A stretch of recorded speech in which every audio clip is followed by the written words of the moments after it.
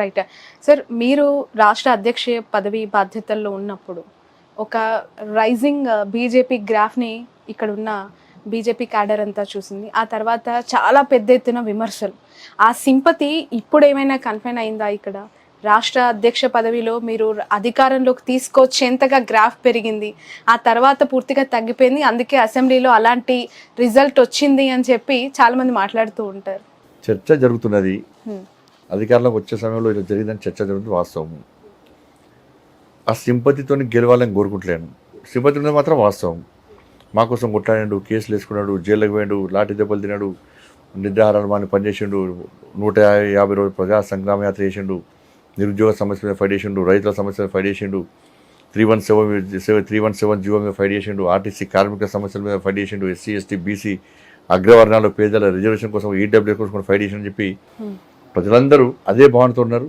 దాంతోపాటు గడిలో ఉన్న కేసీఆర్ను ఎప్పుడు ఎన్నికలప్పుడు తప్ప మిగతా పురాన్ని కేసీఆర్ కూడా బయటికి గుంజుకొచ్చిండు, బీఆర్ఎస్ పార్టీని ఎదుర్కొనేటువంటి ప్రయత్నం చేసిండు అని చెప్పి అది ఉంది. కానీ ఇప్పుడు జరిగే ఎలక్షన్స్ అన్నీ కూడా కేంద్రాన్ని దేశ ప్రధాని నిర్ణయించే ఎన్నికలు, దేశానికి సంబంధించిన ఎన్నికలు, రాష్ట్రానికి సంబంధించిన ఎన్నికలు కావు.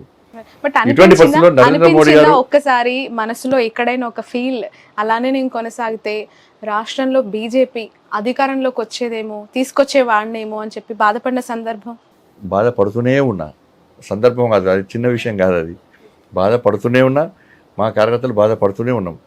కాబట్టి అనుకోకుండా కొన్ని సందర్భాలు కొన్ని జరుగుతాయి. కాబట్టి పార్టీ ఏ నిర్ణయం తీసుకున్నా దానికి కట్టుబడి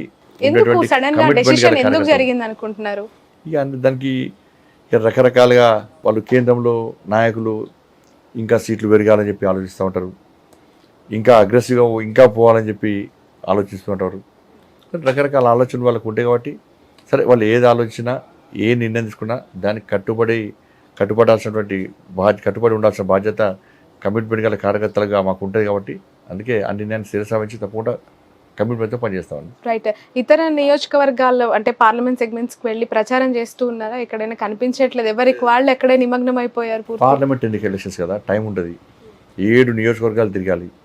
ప్లస్ ఎండాకాలం మధ్యాహ్నం అంతా కూడా ప్రచారం చేసే పరిస్థితి లేదు.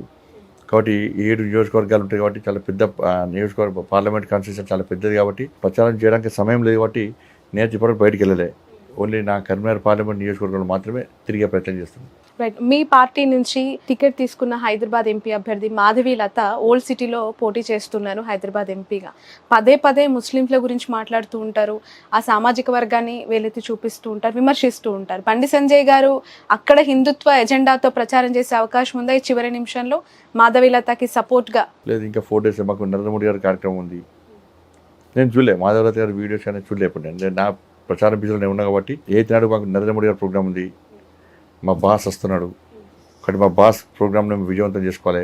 కరీంనగర్ పార్లమెంట్ నియోజకవర్గ ప్రజలందరూ కూడా నరేంద్ర మోడీ గారిని చూడాలి అని చెప్పి ఒక ఆతృతతో ఉన్నారు.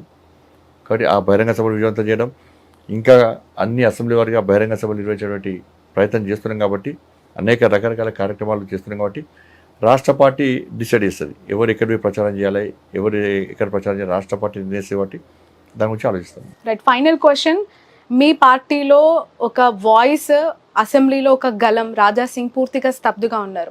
మీకు చాలా సఖ్యతగా ఉండే లీడర్, ఈ పార్లమెంట్లో ఆయన సేవలు చాలా అవసరం, ఎందుకు బయటికి రావట్లేదు, ఎందుకు మౌనం వహిస్తున్నారు?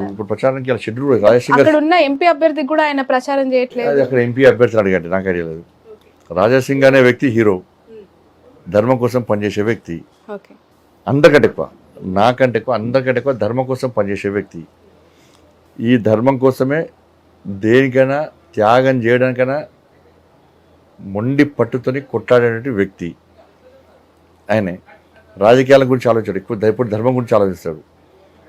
బట్ అనేక సందర్భాల్లో ఆయన ప్రాణాల మీదకి వచ్చింది. అటువంటి పరిస్థితుల్లో కూడా ఏ రోజు ధర్మాన్ని వదిలిపెట్టిపోలే, దుబాయో మస్కటో ఎటో పారిపోలే.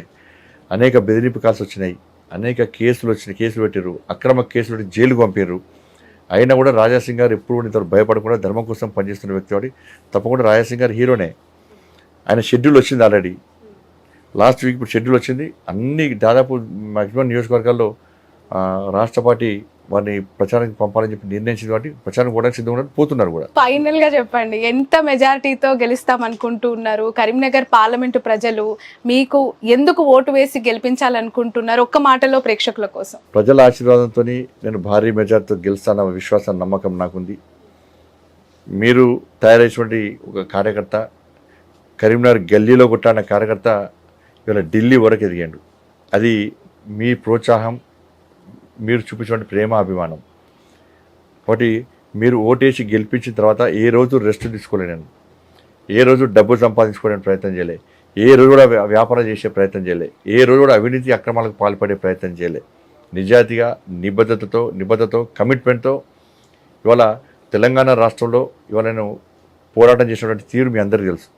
మీరు ఎంపీగా గెలిపించిన తర్వాత, కేంద్ర నాయకత్వం రాష్ట్ర అధ్యక్షుని చేసిన తర్వాత, ఈ రాష్ట్రం మొత్తం పేద ప్రజల కోసం, ఇబ్బందులు కష్టాలను పేదలకు భరోసా ఇవ్వడం కోసం ఏ విధంగా నేను పోరాటం చేసినో, ఏ విధంగా పోలీస్ కేసుల వల్ల లేకుంటే జైలుకు పోయి ఏ విధంగా ఇబ్బందులు పడ్డానో, ఏ ఇబ్బందులు పడ్డా కూడా వెనుకడు వేయకుండా మీకోసం కష్టపడి పనిచేసినో ఒక్కసారి ఆలోచించాల్సిన అవసరం ఉంది. మీరు నన్ను ఎంపీగా గెలిపించిన తర్వాత 2 సంవత్సరాలు కోవిడ్తో పోయినప్పుడు కూడా 3 సంవత్సరాల్లో 12,000 కోట్ల పైగా నిధులు, 12,000 కోట్ల రూపాయలకు పైగా నిధులు తీసుకొచ్చి అభివృద్ధి చేసినటువంటి విషయాన్ని గుర్తుంచుకోండి. దాంతోపాటు ఈ దేశం రక్షింపబడాలంటే, ఈ దేశం అభివృద్ధి చెందాలంటే తప్పకుండా నరేంద్ర మోడీ గారు ప్రధానమంత్రిగా కావాల్సిన అవసరం ఉంది. నరేంద్ర మోడీ గారు ప్రధానమంత్రిగా లేనటువంటి భారతదేశాన్ని ఊహించుకుంటేనే ఒక భయం మనలో పడొస్తూ ఉన్నది, ఒక టెన్షన్ మనలో పడొస్తూ ఉన్నది. ఇటువంటి పరిస్థితిలో మీ అమూల్యమైన ఓటును వేసి నన్ను ఎంపీగా గెలిపిస్తే, మీరు వేసిన ఓటును నేను ఢిల్లీ వెళ్ళి నరేంద్ర మోడీ గారిని ప్రధానమంత్రి చేయడంలో నేను కూడా ఓటేసేటువంటి అవకాశం ఉంటుందని భావిస్తున్నాను. తప్పకుండా మీరు అందరూ నరేంద్ర మోడీ గారిని ప్రధానమంత్రి కావాలంటే కరీంనగర్లో బండి సంజయ్ అని నన్ను భారీ మెజార్టీతో గెలిపించాల్సిందిగా కోరుతా ఉన్నాను. Right, thank you so much. Wish you all the best Bandi Sanjay గారు. మరొకసారి మీ ఏర్పాటు చేసుకున్న కోట, ఇది కరీంనగర్ సామ్రాజ్యంలో మీరు ఎంపీగా గెలిచి మీరు అనుకున్న సేవలు, మీరు అనుకున్న పరిపాలన అందించాలని మనస్ఫూర్తిగా కోరుకుంటున్నాం.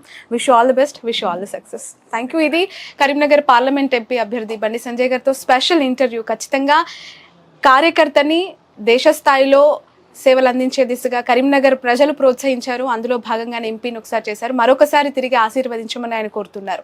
That's all for now.